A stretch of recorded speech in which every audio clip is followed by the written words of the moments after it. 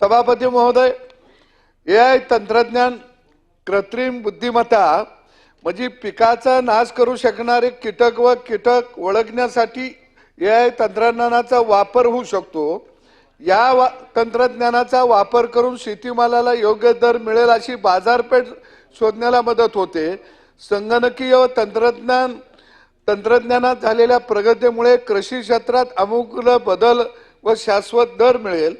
कृषी क्षेत्रामध्ये निर्णय घेण्याच्या प्रक्रियामध्ये सुधारणा होतील। पीक निरीक्षण असेल, ड्रोन असेल व सेन्सर यांच्या माध्यमातून एआय पिकांच्या आरोग्य तपासणी, हवामानाचा अचूक अंदाज, पाणी व्यवस्थापन, स्मार्ट सिंचन प्रणाली असं खऱ्या अर्थानं कृत्रिम बुद्धिमत्तेच्या माध्यमातून शेतकऱ्यांच्यासाठी एक नवा धोरण आखण्याचा निर्णय या ठिकाणी घेतला गेलेला आहे। सभापती महोदय, परंतु याच्या पुढे जाऊन आपल्याला कृषीमध्ये ॲग्रो टुरिझमसाठी मोठा वाव आहे आणि विशेषतः माझ्या कोकणाचा आर्थिक जर विकास व्हायचा असेल तर कोकणासाठी स्वतंत्र कृषी पर्यटन धोरण या राज्याचा असणं अत्यंत गरजेचं आहे।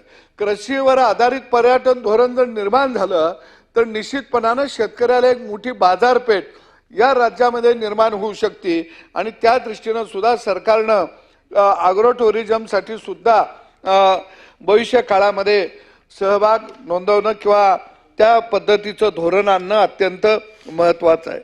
दुसऱ्या बाजूला फणस संशोधन केंद्र हे कृषी विज्ञान केंद्र लांजा या ठिकाणी आपण करण्याचं ठरवलेलं आहे।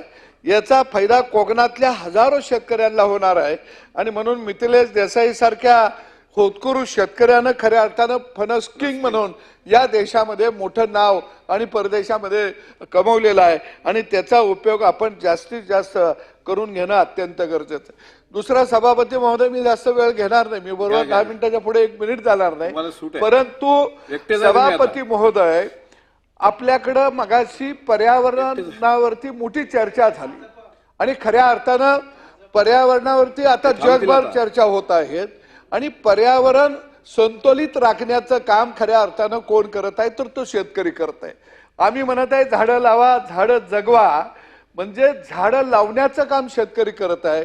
त्याच्या शेतामध्ये ऊस असेल, ज्वारी असेल, कपास असेल, सोयाबीन असेल, हे खऱ्या अर्थानं ऑक्सिजन देणारी सगळी झाडं आम्ही आमच्या शेतामध्ये पेरणी करत असतो आणि म्हणून जे पर्यावरण बिघडवत आहेत ते सही सलामत आहेत आणि जो पर्यावरणाचं रक्षण करत आहे तो शेतकरी मात्र त्याला कोणत्याही पद्धतीचा बेनिफिट की पर्यावरणाचं रक्षण करतोय म्हणून त्याला काही आपण देत नाही किंवा त्याला काही मिळत नाही आणि म्हणून खऱ्या अर्थानं पर्यावरणाकडे भविष्य काळामध्ये दूरदृष्टी ठेवून आपल्याला चांगलं प्लॅनिंग करून काम करावं लागेल, नाहीतर अवेळी येणारा पाऊस, गारपीट, वादळ याचा पहिला बळी गावगाड्यातला शेताभातामध्ये राबणारा माझा शेतकरी ठरत आहे आणि म्हणून एका बाजूला पर्यावरणाचं संरक्षण करत असताना शेतकऱ्याला सुद्धा बाजारपेठ आपल्याला भविष्य काळामध्ये उपलब्ध करून द्यावी लागेल। जर आपण शेतकऱ्याला बाजारपेठा उपलब्ध करून दिल्या नाही, आयात निर्यातीच्या धोरणाच्या मध्ये जर त्याला आपण त्या चरखामध्ये जर पिळायला लागलो तर निश्चित काळानं 10-20 वर्षांना म्हणावं लागेल की या देशामध्ये शेतकरी नावाची एक जमात होती असं आपल्याला पुस्तकातनं शिकवावं लागेल। अशी वाईट परिस्थिती आज ग्रामीण भागामध्ये शेतकऱ्यांच्या समोर उभा राहिलेली आहे आणि म्हणून त्याही बाबतीमध्ये आपल्याला भविष्य काळामध्ये काम करावं लागेल। सांडपाण्याच्या बाबतीमध्ये मला वाटतं की इस्रायल असेल, जर्मनी असेल किंवा ऑस्ट्रेलियामध्ये सुद्धा सांडपाण्याचा उपयोग त्याच्यावर प्रक्रिया करून ते सांडपाणी आपण त्या देशांच्या मध्ये शेतीला दिलेलं आहे।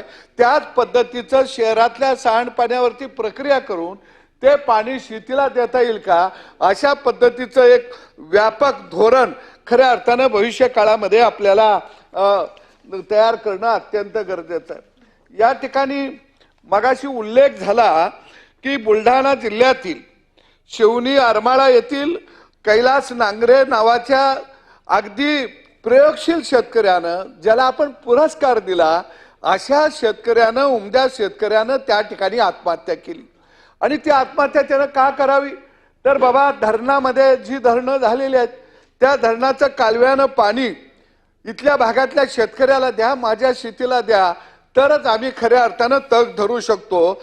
अशा पद्धतीची मानसिकता बाळगून अनेक दिवस तो उपोषण करत होता, आंदोलन करत होता, परंतु आम्ही त्याला तेवढ्या ताकदीनं न्याय द्यायला पाहिजे होता. तो न्याय त्याला मिळाला नाही अशी त्या शेतकऱ्याची भावना झाली आणि त्यानं त्या ठिकाणी आत्महत्या केली. आणि म्हणून मला वाटतं की शेतकरी वाचला तर देश वाचणार आहे, आणि देश वाचवायचा असेल तर शेतकऱ्याला आपल्याला वाचवावं लागेल.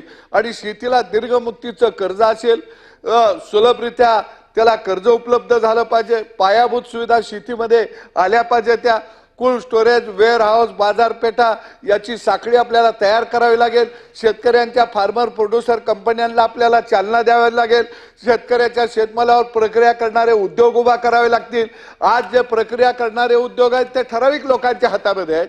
एका बाजूला सूत गिरण्या कितीही काढा, दूध संघ कितीही काढा, पण साखर कारखाना काढायचं म्हणलं की 25 किलोमीटरच्या आत कुणीही कारखाना काढायचा नाही. म्हणजे पूर्वीच्या काळामध्ये सभापती महोदय तुमच्या भाषेत सांगायचं झालं तर पूर्वीच्या काळात जसे जहागीरदार वतनदार होते तसे आता सहकारमध्ये सुद्धा नवे जहागीरदार वतनदार निर्माण झालेले आहेत. आणि म्हणून माझ्या बापाचा ऊस त्याचं गुऱ्हाळ करायचं का गुळ करायचा का दारू काढायची का इथेनॉल करायचं का त्याचं साखर करायची याचा अधिकार शेतकऱ्याला मिळाला पाहिजे. आणि या शेतकऱ्याच्या पायातली जी बंधनं आहेत ती बंधनं भविष्य काळामध्ये आपल्याला तोडावी लागतील, तरच शेतकरी जगू शकतो, अन्यथा शेतकरी जगू शकत नाही. आणि सभापती महोदय जाता जाता मी सांगतो की आज शिकलेली शेतकऱ्याची पोरं सुद्धा शेतीमध्ये यायला तयार नाही आहेत. आज बेशी आगरी झालेला पोरगा काय अपेक्षा आहे, त्यानं बापाच्या धुऱ्यावर यावं ह्या अपेक्षा आहे. पण एमएशी आगरी झालेला, बेशी आगरी झालेला शेतकऱ्याचा पोरगा बापाच्या धुऱ्यावर येत नाही तर तो ग्रामसेवक जरी झालो मी तरी चालल ही भावना मनामध्ये ठेवून एका बाजूला नोकरीच्या मागे लागला. याचं कारण काय, पूर्वीच्या काळामध्ये लोक म्हणायचे उत्तम शेती, मध्यम व्यापार, कनिष्ठ चाकरी. पण आज काय परिस्थिती आहे, कनिष्ठ चाकरी ती उत्तम चाकरी झाली आणि शेती कनिष्ठ झाली आणि व्यापार मध्यम राहिला. आणि याचा परिणाम सभापती महोदय तुम्ही तुमच्या आसपास गावात बघत असाल की शेतकऱ्याच्या पोराला मुलगी सुद्धा कोण देत नाही ही अवस्था आज गावगाड्यामध्ये निर्माण झालेली आहे.